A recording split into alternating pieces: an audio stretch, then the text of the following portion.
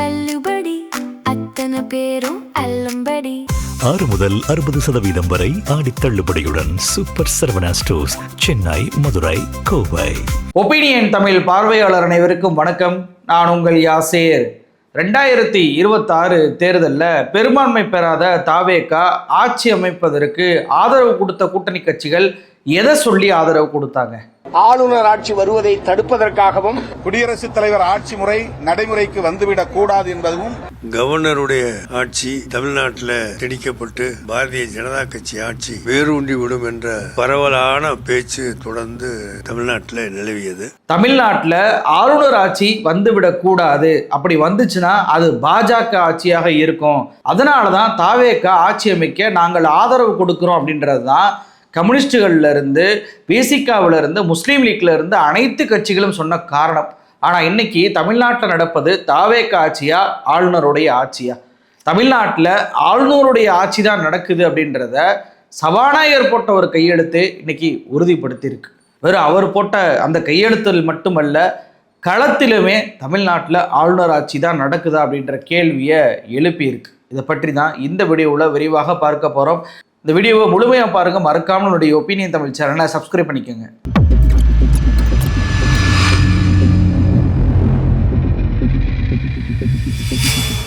கடந்த 2026 சட்டமன்ற தேர்தலில் யாருக்குமே பெரும்பான்மை என்பது கிடைக்கல. தனிப்பெரும் கட்சியாக வந்த தாவேகா ஆட்சி அமைக்கவில்லை என்றால் ஆளுநருடைய ஆட்சி தமிழ்நாட்டில் வந்துடும், அது நேரடியாக பாஜக ஆட்சியை கொண்டு வந்துடும் அப்படின்ற அடிப்படையில் கம்யூனிஸ்டுகள் முதல்ல வெளியிலிருந்து ஆதரவு கொடுப்பதாக அறிவிச்சாங்க.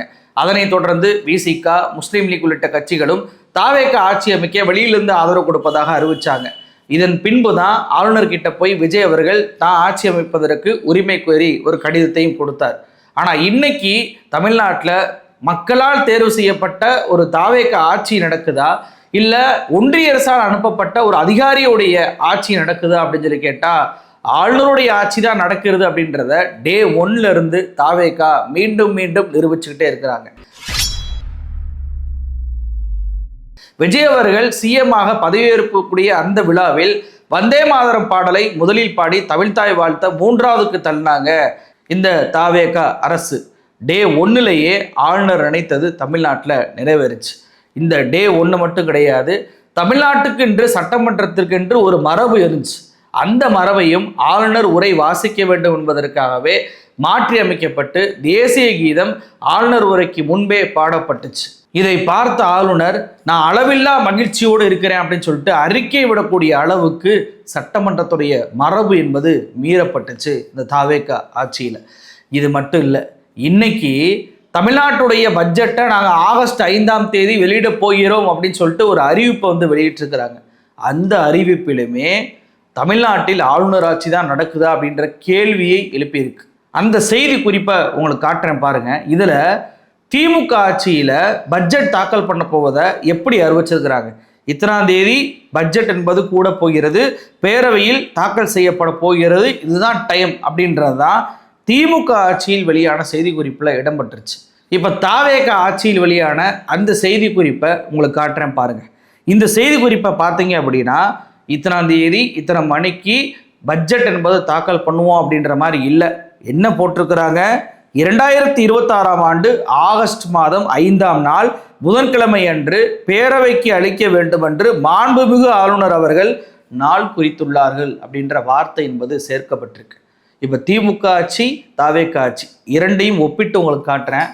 இதில் திமுக ஆட்சியில் ஆளுநர் என்ற வார்த்தையே செய்தி குறிப்பில் இல்லை. ஆனால் தாவேகா ஆட்சியில் ஆளுநர் தான் நாள் குறிச்சிருக்கிறாரு அப்படின்றது.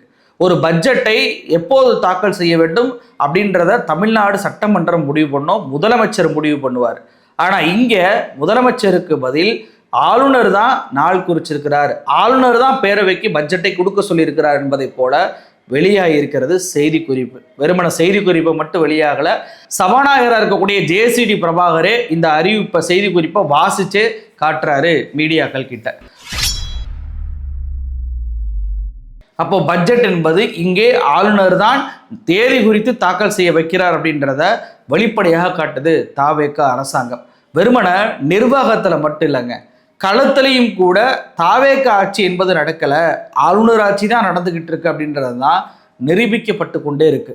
ஒரு உதாரணத்துக்கு சிம்பிளா எளிமையா புரியணும் அப்படின்னா, ஒருவேளை தமிழ்நாட்டில் ஆளுநர் ஆட்சி நடந்தா அது எப்படி இருக்கும்? பாஜகவை எதிர்த்து இங்க இருக்கக்கூடிய மக்கள் யாராவது போராடினாங்கன்னா என்ன நடக்கும்? அந்த போராட்டத்தை ஒடுக்குவாங்க, கைது பண்ணுவாங்க, ரிமாண்ட் பண்ணுவாங்க, அவங்க மீது தடியடி நடத்தப்படும், தாக்குதல் நடத்தப்படும், அவங்கள மிகப்பெரிய அளவுக்கு கொடுமை பண்ணக்கூடிய காட்சிகளை எல்லாம் நம்ம பார்ப்போம். அதுவே பாஜக ஒரு போராட்டத்தை பண்ணா அதுக்கு அனுமதி என்பது கொடுப்பாங்க, சுத்தி போலீஸ் என்பது என்று அந்த போராட்டத்தை பாதுகாத்து அமைதியான முறையில் நடப்பதற்கான எல்லா வேலையும் செய்யப்படும். ஆளுநர் ஆட்சி நடந்தால் இப்படி தானே இருக்கும். இன்னைக்கு அப்படியே தமிழ்நாட்டில் என்னங்க நடக்குது? நீட் தேர்வுக்கு எதிராக டெல்லியில மாணவர்களும் இளைஞர்களும் காக்ரோச் அப்படின்ற அடையாளத்தோட போராடுறாங்க. அந்த போராட்டத்தை ஒன்றிய பாஜக அரசு டெல்லி போலீஸை வச்சு, துணை ராணுவ படையை வச்சு மிகப்பெரிய அளவுக்கு தாக்குதலை பண்றாங்க. கண்மூடித்தனமான தாக்குதலை கண்டு ஒட்டுமொத்த இந்தியாவும் கொந்தளிச்சு தமிழ்நாட்டில் அதற்கு எதிராக எஸ்எஃப்ஐ மாணவர்கள், டிஒய்எஃப்ஐ மாணவர்கள், ஏஎஸ்எஃப் மாணவர்கள் உள்ளிட்ட பல்வேறு மாணவர் இயக்கங்கள், மாணவர் இயக்கத்திலே இல்லாத மாணவர்கள் அப்படின்னு சொல்லிட்டு பல்வேறு மாணவர்கள் அத்தனை பேருமே ரோட்ல இறங்கி நீட் தேர்வுக்கு எதிராக முழக்கமிடுறாங்க. ஆனால் இந்த தாவேக அரசு என்ன பண்ணியிருக்கு? இன்னைக்கு நம்மளுடைய மாணவர்களை போலீஸை வைத்து தரவென்று இழுத்து விட்டு, அதாவது பெண்களுடைய ஆடை எப்படி கலைக்கப்படுது அப்படின்றதெல்லாம் இல்லை, கண்டா பின்னான அவர்கள் மீது தாக்குதல் என்பதை தொடுத்து கைது பண்ணி சில இடங்களில் கழுத்தை பிடித்து கொண்டு ஜீப்பில் ஏற்றி ரிமாண்ட் பண்ணுவேன் அப்படின்னு சொல்லிட்டு மிரட்டி ரிமாண்ட் பண்ணியிருக்கிறாங்க. தாக்குதலில் மட்டும் சென்னையில் நேற்றைக்கு மட்டும் 6 எஸ்எஃப்ஐ மாணவர்கள் சென்னை அரசு ராஜீவ்காந்தி மருத்துவமனையில் சிகிச்சை பெற்றிருக்கிறாங்க அப்படின்ற தகவல் எல்லாம் தற்போது வெளியாயிருக்கு. அவ்வளவு தூரத்திற்கு மாணவர்களை கொடுமைப்படுத்தக்கூடிய வேலையை தமிழ்நாடு போலீஸ், தமிழ்நாடு அரசாங்கம் பண்ணுது. இது பாஜகவை எதிர்த்து நடக்கக்கூடிய போராட்டம், தமிழ்நாடு அரசை எதிர்த்து நடக்கக்கூடிய போராட்டம் அல்ல. ஒருவேளை தமிழ்நாடு அரசுக்கு எதிராக போராட்டம் பண்ணா கூட என் அரசை எதிர்த்து எப்படி நீ போராடுற அப்படின்னு சொல்லிட்டு விஜய் அவர்கள் இந்த போராட்டத்தை ஒடுக்கலாம். ஆனா ஒன்றிய பாஜக அரசுக்கு எதிராக ஒரு போராட்டம் நடக்குது, ஒன்றிய பாஜக அரசிடம் ஒரு கோரிக்கை வச்சு ஒரு போராட்டம் நடக்குது, மக்களுக்கு எந்த தொந்தரவும் இல்லாம மாணவர்கள் அமைதியான முறையில போராட்டம் பண்றாங்க, எந்த ஒரு இயக்கத்தின் துணை இல்லாமல் அந்த போராட்டம் நடக்குது. ஆனா போலீஸை வச்சு போராட்டம் நடப்பதற்கு முன்பே இழுத்துட்டு போய் கைது பண்ணக்கூடிய காட்சிகளை நம்ம பார்த்துக்கிட்டு இருக்கோமா இல்லையா? ஆனா பாஜக ஒரு போராட்டம் நடத்தி இருக்கு. காங்கிரஸ் மூத்த தலைவர் ராகுல் காந்தியை கண்டித்து சென்னையில் பாஜகவினர் ஆர்ப்பாட்டத்தில் ஈடுபட்டிருக்கிறார்கள். காட்சிகளை பார்க்கிறோம். டெல்லியில் போராடும் மாணவர்களை ராகுல் தவறாக வழிநடத்துவதாக நயினார் நாகேந்திரன் குற்றம் சாட்டி இருக்கிறார். இதே மாதிரி அவர்களையும் ஹேண்டில் பண்ணிருக்கணும்ல, ஆனா அப்படி பண்ணலங்க. நயினார் நாகேந்திரன் தலைமையில பாஜக இன்னைக்கு ஒரு போராட்டத்தை சென்னையில நடத்துறாங்க. அந்த போராட்டத்துல ராகுல் காந்தி அவர்கள் மோடி அவர்களை மோசமாக சித்தரிக்கிறார், பொய் பேசி போராட்டத்தை பண்ணுகிறார் அப்படின்னு சொல்லிட்டு ராகுல் காந்திக்கு எதிராக பாஜக ஒரு போராட்டம் நடத்துகிறது. போலீஸ் சுத்தி நிற்கிறாங்க. எங்க காவல்துறை? எந்த காவல்துறை? மாணவர்களை தரவென்று இழுத்து சென்று கைது பண்ணி ரிமாண்ட் பண்ணி தாக்கிய அதே போலீஸ் பாஜகவினருக்கு மட்டும் பாதுகாப்பு கொடுத்து நிற்பதை பார்க்க முடியுது. நான் சொன்னேன்ல, ஆளுநர் ஆட்சி அப்படின்னா எப்படி இருக்கும்? பாஜகவுக்கு எதிராக போராடினா தாக்குதல் நடைபெறும், பாஜகவே ஒரு போராட்டம் பண்ணா அமைதியான முறையில் போலீஸ் பாதுகாப்போடு நடக்கும். அதுதானங்க இன்னைக்கு தமிழ்நாட்டில் நடந்துகிட்டு இருக்கு. இது மட்டும் கிடையாதுங்க, மாணவர்களை தூண்டுதல் பண்றாங்க, அதனாலதான் போராட்டம் நடக்குது அப்படின்னு சொல்லிட்டு இங்கே அமைச்சராக இருக்கக்கூடிய பள்ளிக்கல்வித்துறை அமைச்சர் ராஜ்மோகன் அவர்கள் சொல்றாரு. இதே மாதிரிதான் டெல்லியில மாணவர்களை எதிர்க்கட்சிகள் தூண்டிவிட்டு போராட வைக்கிறாங்க, அரசியல் செய்யறாங்க அப்படின்னு சொல்லி தர்மேந்திர பிரதான் அவர்கள் ஒரு ஸ்டேட்மெண்ட்டை கொடுத்திருக்கிறார். இந்த 2 ஸ்டேட்மெண்ட்டுக்கு ஏதாவது ஒரு வித்தியாசம் இருக்கா? ஒரே மாதிரி இருக்கா ஸ்டேட்மெண்ட்? இது மட்டும் கிடையாது, அங்கே எப்படி டெல்லியில போலீஸ் நேம் பேஜே இல்லாம அதை கழட்டி வச்சுட்டு மாணவர்களை தாக்குறாங்க, கைது பண்றாங்களோ, இங்கேயும் அதே மாதிரியே தமிழ்நாடு போலீஸ் தங்களுடைய நேம் பேஜை எல்லாம் கழட்டிட்டு மாணவர்களை தாக்கி கைது பண்ணக்கூடிய வேலையில் ஈடுபடுறாங்க. இன்றைக்காவது தமிழ்நாட்டில் போலீஸோட யூனிஃபார்ம்ல நேம் இல்லாமல் அந்த பேட்ஜ் இல்லாமல் இருந்திருக்கதை நீங்க பார்த்துருக்கீங்களா? ஆனால் டெல்லியில் என்ன போலீஸ் செய்கிறார்களோ அதே மாதிரி தமிழ்நாட்டிலையும் போலீஸ் செய்கிறாங்கன்னா என்ன அர்த்தம்? எப்படி காவல்துறையுடைய அந்த அணுகுமுறையிலிருந்து டெல்லியை ஒத்து தமிழ்நாடு இருக்கு? இது மட்டும் கிடையாது, ஜந்தர் மந்தர்ல அமைதியான முறையில் மாணவர்கள் போராட்டம் பண்ணாங்க.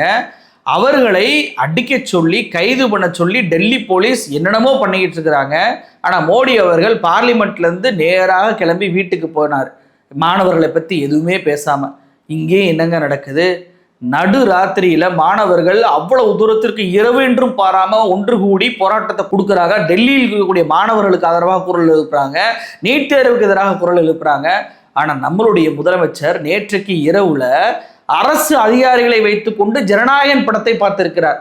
எவ்வளவு பெரிய கொடுமை பாருங்க. அங்க மோடி வீட்டுக்கு போறார், இங்கே விஜய் அவர்கள் ஜனநாயகன் படத்துக்கு போறார். இது மட்டுமல்ல, மோடி எப்படி விவசாயிகள் போராடுனா என்ன, மாணவர்கள் போராடுனா என்ன, வாங்க எல்லாரும் சேர்ந்து காஷ்மீர் ஃபைல்ஸ் படம் பார்க்கலாம் அப்படின்னு சொல்லிட்டு அந்த படத்துக்கு எவ்வளவு பெரிய ப்ரொமோஷனை கொடுத்தாங்க. ஒன்றிய எம்பிக்கள் அத்தனை பேருமே உட்கார்ந்து அந்த படத்தை பார்த்தாங்களா இல்லையா? இங்க என்னங்க நடக்குது? இன்னைக்கு ஜனநாயகன் படம் ரிலீஸ் ஆயிருக்கு.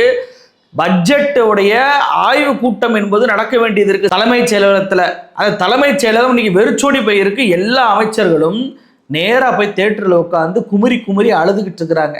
அதாவது ஒரு பக்கம் மாணவர்கள் போராடி கொண்டிருக்க, ஜனநாயகன் படத்திற்கு ஒட்டுமொத்த அமைச்சர்களும் போய் கண்ணீர் சிந்தக்கூடிய காட்சியை பார்க்குறோம். அங்கே காஷ்மீர் ஃபைல்ஸ், இங்கே ஜனநாயகன். அப்போ மாணவர்களை ஒடுக்கக்கூடிய அந்த செயல் என்பது டெல்லிக்கும் ஒரே மாதிரி தான் இருக்கு, தமிழ்நாட்டுக்கும் ஒரே மாதிரி தான் இருக்கு. டெல்லியில் யாருடைய ஆட்சி நடக்குது? பாஜகவுடைய ஆட்சி. ஆளுநர் தான் அங்கே அதிகாரமிக்க நபராக இருக்கிறார். தமிழ்நாட்டில் யாருடைய ஆட்சி நடக்குது? தாவேகாவுடைய ஆட்சி நடக்குது. ஆனால் டெல்லியை போன்று நடப்பதன் மூலமாக என்ன புரிஞ்சுக்கிற முடியுது? தமிழ்நாட்டிலையும் ஆளுநர் ஆட்சி தான் நடக்குது அப்படின்றத புரிஞ்சுக்கிற முடியுதா இல்லையா? மாணவர்கள் போராடுவதற்கு திடீரென போய் ரோட்டில் போய் நிற்கலைங்க, சாலை மறியலில் எதுவும் பண்ணலை, காவல்துறையிட்ட முறைப்படி அனுமதி கேட்குறாங்க. ஆனால் சென்னையில் ஒரு பாயிண்ட் கூட அனுமதிக்க முடியாது அப்படின்னு சொன்ன காவல்துறை பிஜேபி போராடுவதற்கு மட்டும் எப்படி அனுமதியை கொடுக்குறாங்க? எப்படி பிஜேபி மட்டும் அமைதியாக போராடக்கூடிய சூழலை ஏற்படுத்தி கொடுக்குறீங்க? ஏன் மாணவர்கள் அமைதியாக போராட மாட்டேங்கன்னு நினைக்கிறீங்களா? இன்னைக்கு இந்திய கம்யூனிஸ்ட் கட்சியுடைய இடத்துல அலுவலகத்திலேயே காக்ரோச் அப்படின்ற பெயர்ல மாணவர்கள் அத்தனை பேரும் போராடுவதற்கு இடத்தை அவங்க கொடுத்தாங்கல்ல. ஏதாவது ஒரு வன்முறை சம்பவம் நடந்துச்சா? இல்லை வன்முறையை தூண்டக்கூடிய வகையில் ஏதாவது பேசினாங்களா? எதுவுமே கிடையாது. அமைதியான முறையில், அகிம்சை முறையில் அந்த போராட்டத்தை பண்ணிக்கிட்டு இருக்கிறாங்க மாணவர்கள். இதுதாங்க மாணவர்களுடைய இயல்பு. ஆனால் மாணவர்களுடைய போராட்டத்தை எந்த அளவுக்கு நீங்கள் ஒடுக்குறீங்க? ஒன்றிய பாஜக அரசு எதிர்த்து போராடும் போது உங்களுக்கு ஏன் கோபம் வருகிறது அப்படின்றதான் விஜய் அவர்களை நோக்கியும் தாவேக அரசாங்கத்தை நோக்கியும் நான் வைக்கக்கூடிய கேள்வி. தமிழ்நாட்டிலையும் இந்த போராட்டம் பாஜகவுக்கு எதிராக விஸ்வரூபம் எடுத்துருவோமோ அப்படின்ற அடிப்படையில் தானே நீங்க ஆரம்ப கட்டத்திலேயே அந்த மாணவர்களை அப்புறப்படுத்த நினைக்கிறீங்க. இன்னைக்கு மெரினாவை மூடக்கூடிய வேளையில் விஜய் அவர்கள் ஈடுபட்டு கொண்டிருக்கிறார். காவல்துறையை மிகப்பெரிய அளவுக்கு மெரினால போட்டிருக்கிறாங்க. மெரினாவில் போகக்கூடிய அந்த மக்களை எல்லாம் செக்அப் பண்ணிட்டு தான் உள்ள அனுப்பக்கூடிய வேளையில் காவல்துறை ஈடுபடுகிறது. அந்த அளவுக்கு மெரினா போராட்டம் மீண்டும் வெடித்து விடக்கூடாது, யாருக்கு எதிராக? மோடிக்கு எதிராக வெடித்து விடக்கூடாது என்ற முழு மூச்சோடு தாவேக அரசாங்கம் செயல்படுது. இப்போ எனக்கு விஜயை நோக்கி தாவேகாவை நோக்கி கேட்பதை விட ஒரு சிலர்கிட்ட தான் எனக்கு கேள்வி கேட்க தோணுது. அது யார் அப்படின்னா, கம்யூனிஸ்டுகள் இருக்கிறாங்கல்ல, விசிகா இருக்காங்கல்ல, முஸ்லீம் லீக் இருக்காங்கல்ல, இதில் காங்கிரஸ் நான் சேர்க்கவே மாட்டேன். இந்த 4 கட்சிகள் இருக்கிறாங்கல்ல, இந்த 4 கட்சிகளுமே எதை சொல்லி நீங்கள் ஆதரவு கொடுத்தீங்க? ஆளுநர் ஆட்சி வந்துவிடக்கூடாது, பாஜக ஆட்சி வந்துவிடக்கூடாது, பாஜக ஆட்சி வந்தால் தமிழ்நாடு சரியில்லாமல் போயிடும்ன்ற அடிப்படையில் தானே நீங்கள் உங்களுடைய ஆதரவை கொடுத்தீங்க. இன்றைக்கு தமிழ்நாட்டில் நடப்பது விஜயுடைய ஆட்சியா இல்லை ஆளுநருடைய ஆட்சியா? உங்களுடைய மனசாட்சிக்கு பதில் தெரியுமா தெரியாதா? நீங்களும் இன்றைக்கு மாணவர்கள் மீது தாக்குதல் நடத்துவது தவறு அப்படின்னு சொல்லி கண்டனம் தெரிவிச்சுக்கிட்டு இருக்கீங்களா இல்லையா? அப்போ உங்கள் அறிக்கையை மீறி இங்கே காவல்துறை தாக்கி கொண்டிருக்கிறாங்க அப்படின்னா, ஏன்னா எடப்பாடி பழனிசாமி அவர்கள் சொன்னார்ல, தூத்துக்குடி துப்பாக்கி சூடுக்கு எனக்கு சம்மந்தமே கிடையாதுங்க, நான் ஆர்டரே கொடுக்கலங்க, யார் ஆர்டர் கொடுத்தார் என்பதே தெரியாதுங்கன்னு சொல்லி எடப்பாடி பழனிசாமி சொன்னதே போல, சென்னையில் போராடக்கூடிய, மதுரையில் போராடக்கூடிய, தமிழ்நாட்டில் ஆங்காங்கே போராடக்கூடிய மாணவர்களை எல்லாம் தரதரவென்று இழுத்து செல்லக்கூடிய காவல்துறைக்கு நான் அனுமதி கொடுக்கல, காவல்துறையாக செயல்படுகிறது, யாரோ அனுமதி கொடுக்குறாங்க அப்படின்னு சொல்லிட்டு விஜய் சொல்ல போறாரா? அப்ப எடப்பாடி பழனிசாமியை போல விஜயும் பாஜகவுடைய ஊதுகுழலாக செயல்பட போகிறார் அப்படின்றத பொருந்தி போயிருமே. அப்ப எந்த அடிப்படையில் விஜய் அவர்கள் காவல்துறை ஏவி இப்படி எல்லாம் பண்ணிக்கிட்டு இருக்கிறாரு? காவல்துறையை கண்டிக்கக்கூடிய இந்த கட்சிகள் ஏன் தமிழ்நாடு அரசை கண்டிக்க மாட்டீங்க? பாஜக ஆட்சி, நீங்கள் வரக்கூடாது என்று நினைத்த பாஜக ஆட்சி, ஆளுநர் ஆட்சி தமிழ்நாட்டில் வந்துருச்சு. இனியும் நீங்கள் இந்த ஆட்சிக்கு ஆதரவு கொடுக்க வேண்டுமா? இதுதான் என்னுடைய கேள்வி. ஏன்னா இவ்வளவு தூரத்திற்கு மாணவர்களை கொடுமைப்படுத்தி அவர்களை ரிமாண்ட் பண்ணி அவங்களுடைய படிப்பு கெட்டு போகக்கூடிய வேலை எல்லா வேலையிலும் ஈடுபடுறாங்க. உங்க கண்ணு முன்னாடியே தான் அந்த காட்சிகள்லாம் நடந்து கொண்டு இருக்கும் போது அதை தடுக்க வேண்டிய தார்மீக பொறுப்பு உங்களுக்கு இருக்கா இல்லையா? குறைஞ்சபட்சம் விஜய் அவர்களை நேரில் நீங்க எல்லோரும் சந்திச்சு மாணவர்கள் மீதான அந்த தாக்குதலை நிறுத்த வேண்டும் என்ற கோரிக்கை வச்சுங்களா இல்லையா? ஏன் விஜய் அவர்கள் இதெல்லாம் பண்ணிக்கிட்டு இருக்கிறாரு? நீங்க அறிக்கை விட்ட பிறகு பண்ணுகிறாரு அப்படின்னா உங்க அறிக்கைக்கு வேல்யூ இல்லையா? அப்ப எதற்காக இந்த ஆட்சிக்கு நீங்க ஆதரவு கொடுக்கணும்? 5 வருடம் இந்த ஆட்சிக்கு நான் ஆதரவு கொடுப்பேன் அப்படின்னு சொல்லிட்டு திரும்ப திரும்ப சொன்னீங்களே, இப்ப இது போன்ற ஆட்சிகளை நடத்துவதற்கு தான் 5 வருடம் ஆட்சி கொடுக்க போறீங்களா? இப்ப நீங்க ஆட்சியை வாபஸ் வாங்கினா தமிழ்நாட்டில் ஒன்றும் ஆட்சி மாற்றம் வந்துடாதுங்க, ஆட்சி கலைஞ்சிடாதுங்க. ஏன்னா நீங்க 6 மாசம் இன்னும் டைம் இருக்கு உங்களுக்கு. நீங்க ஆதரவை வாபஸ் வாங்கினாலும் சரி தமிழ்நாட்டில் ஆட்சி மாற்றம் நடக்காது. ஏன்னா ஏற்கனவே பெரும்பான்மையை நிரூபிச்சிட்டாரு விஜய் அவர்கள். இப்போ நீங்க வாபஸ் வாங்கினாலும் கூட 6 மாதத்திற்கு பின்பு தான் நம்பிக்கையில்லா தீர்மானத்தை கொண்டு வர முடியும். அப்படி இருக்க ஆட்சி மாற்றம் என்பது நடக்காது. ஆனால் மனசாட்சி நமக்கு ஒன்று இருக்குல்ல, எப்படிப்பட்ட ஒரு மோசமான நிலையில் கூட இந்த ஆட்சி தொடர நான் ஆதரவு அளிப்பேன் அப்படின்னா அது மோசமான செயல்பாடு இல்லையா? உங்களால தமிழ்நாடு அரசு கவிழ்ந்துச்சு அப்படின்ற அந்த அவப்பெயர் உங்களுக்கு வராது. ஏன்னா நான் சொன்ன மாதிரி ஆட்சி மாற்றம் என்பது நடக்காது. 6 மாசம் டைம் இருக்கு அப்படின்றப்போ தாராளமாக நீங்கள் கொடுத்த ஆதரவை வாபஸ் வாங்கலாமே. 6 மாசம் கழிச்சு விஜய் அவர்கள் அதிமுகவுடைய உறுப்பினர்களை வைத்து கூட பெரும்பான்மை நிரூபிச்சுட்டு போட்டோம், இல்லைன்னா தோல்வி அடையட்டும், இல்ல மறுதேர்தலை கூட தமிழ்நாடு சந்திக்கட்டும். ஆளுநர் ஆட்சியும் பாஜக ஆட்சியை போல தமிழ்நாட்டில் நடப்பதற்கு பதில் தாராளமாக மறுதேர்தலை தமிழ்நாடு சந்திக்கலாம். தமிழ்நாட்டு மக்கள் அப்போது சிந்தனை இல்லாமல் நடிகருக்கு ஓட்டு போடுறாங்க அப்படின்னா இது போன்று தங்களுடைய மாணவர்கள் பாதிக்கப்படுவதை கண் முன்னாடி பார்த்துட்டு போகட்டும். ஆனா உங்களுடைய ஆதரவோடு இந்த ஆட்சியில தமிழ்நாடு காவல்துறை இப்படி கை வைக்கலாமா?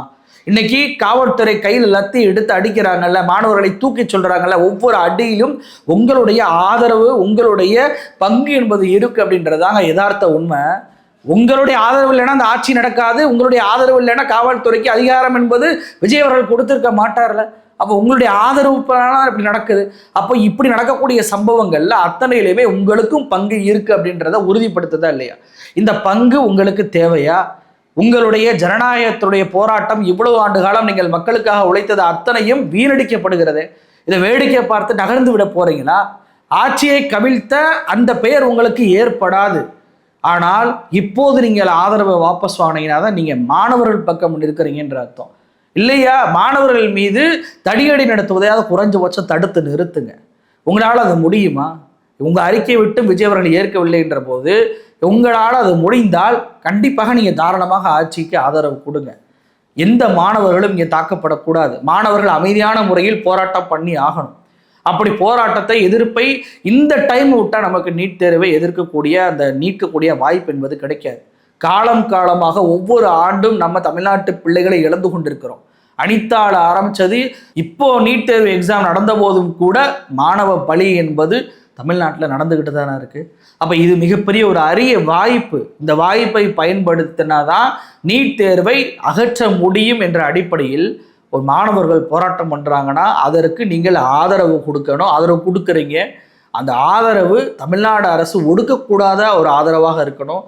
ஒன்றிய அரசை நோக்கி போராடும் போது தமிழ்நாடு அரசுக்கு ஏன் கோபம் வருகிறது அப்படின்ற கேள்வியை வைத்து ஆதரவு கொடுத்ததற்கான அந்ததை மறுபரிசீலனை பண்ணுங்க. இல்லை என்றால் மாணவர்கள் மீதான தடியடையை தடுத்து நிறுத்துங்க அப்படின்றதான் இன்னைக்கு நான் எல்லோரும் வைக்கக்கூடிய ஒரு கோரிக்கை. தமிழ்நாட்டில் தாவேக ஆட்சி நடைபெறவில்லை, ஆளுநர் ஆட்சி பாஜக ஆட்சியும் தான் நடைபெறுகிறது அப்படின்றத டெல்லியில் நடக்கக்கூடிய சம்பவம் தமிழ்நாட்டில் நடக்கக்கூடிய சம்பவமே கரெக்டாக பொருந்தி போவதாக இருக்கு. ஆளுநர் சொல்லி தான் தேதி குறிக்கிறோம் என்ற அளவுக்கு, ஆளுநர் சொல்லி தான் சட்டசபையோட மரபு மாற்றுவோம் என்ற அளவுக்கு தான் இங்கே தமிழ்நாட்டில் ஆட்சி என்பது நடந்து கொண்டிருக்கிறது. இது தமிழ்நாட்டுக்கு ஒரு பொருந்தாத ஆட்சி அப்படின்றது தான் எல்லோருடைய பார்வை. நன்றி.